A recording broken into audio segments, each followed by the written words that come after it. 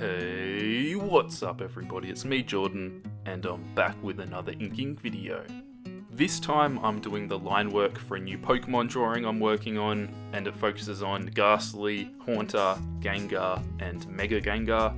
I'm a big Pokemon fan. I grew up with all the games, the Pokemon cards, and everything Pokemon pretty much. My first game I ever got, I think, was on the Game Boy Color.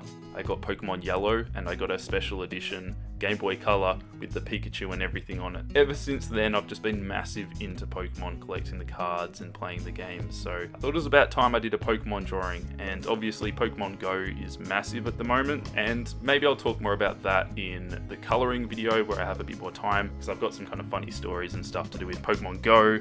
And I'll probably share some of my opinions of the game. I know it kind of feels like it's a bandwagon thing and there's just constantly news about it, and some of you guys are probably getting over that. I kind of feel a bit like that, but I still do enjoy the game. And I think it's really cool how it encourages people to go outside more and go to areas they might not have been to before. I've definitely explored some places which I haven't been to in years, some old parks and stuff like that, and I probably wouldn't have gone to these places if it wasn't for Pokemon Go. Even though this game is getting a bunch of hate from certain people, I think the negatives are far outweighed by the positives of this game, and I've seen a bunch of people come together and make friends with each other because of this game. Not me personally, I'm antisocial as hell. If there's a rare Pokemon around like a Squirtle or something, don't talk to me. I'm focusing and catching that little turtle bastard. I think that's a pretty awesome thing, and not many games do that. I hope moving forward they really improve upon it and bring in new features and stuff like that. I'll talk more about that in the coloring video. But basically, I am enjoying the game. I am slightly addicted, which I'm sure will kind of die down after a couple of weeks after I've played the game for a bit more. I'll kind of take it easy, get back to answering more comments and questions, because I've been neglecting that a little bit. I've just had lots of stuff going on, and then I've been playing Pokemon Go, and it's just hard to balance everything, so I'll work on that, guys. I feel like a Pokemon Go rehab center surely isn't that far off with the amount of people who are going to be addicted to this game. Just constantly outside walking around from Pokestop to Pokestop. It's gonna happen, guys. It's gonna happen. But let's talk a little bit about the inking process. I thought these ghost Pokemon would be really fun to draw. I love their designs, and I definitely think they're some of the best first gen Pokemon, apart from Mega Gengar, which obviously came later.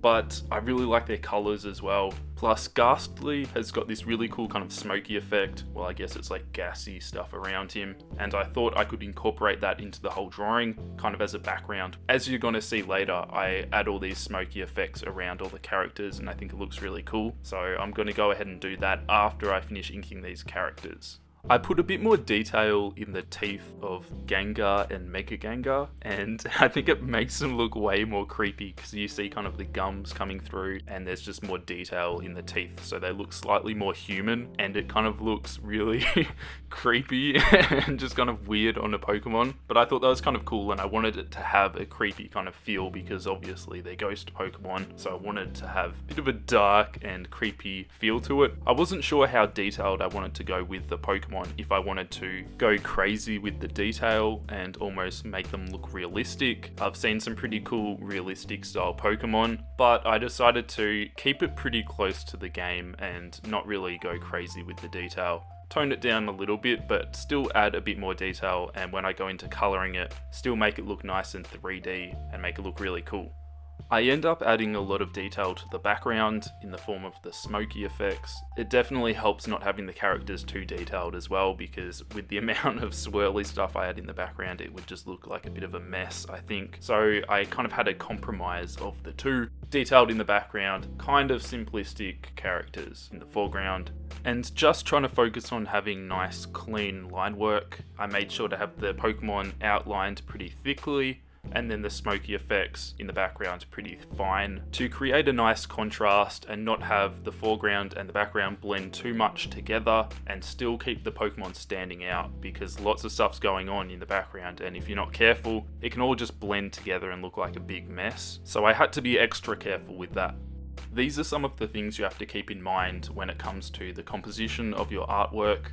You have to think of what things you want to stand out. Obviously, the characters, the Pokemon in the front, are the focus of this piece, so I have to think of a background which complements that and makes them stand out and pop. That can be done with the colouring, certain shading, but at the moment we're doing the line work, so thinking of the line weight can be a really good way to make them stand out, even when you've got a really hectic background like this with lots of stuff going on. But that's the line work pretty much done. I'm going to be colouring it in a future video, so stick around for that. If you want to see more of my artwork, check me out on Instagram. I'm posting stuff pretty much every day, so follow me there. If you enjoyed the video, give it a thumbs up. You'll get 2 years of good luck. At least that's what some of the comments that I've been reading on YouTube say, so it must be true. Thank you guys for watching until the end of the video. And like always, I will catch you guys next week in next week's drawing video. Adding all the final touches of blood to her clothing and her hair. I feel like I can't really explain in any more detail about how I colour blood. I've pretty much said it all. The rest just comes from practice.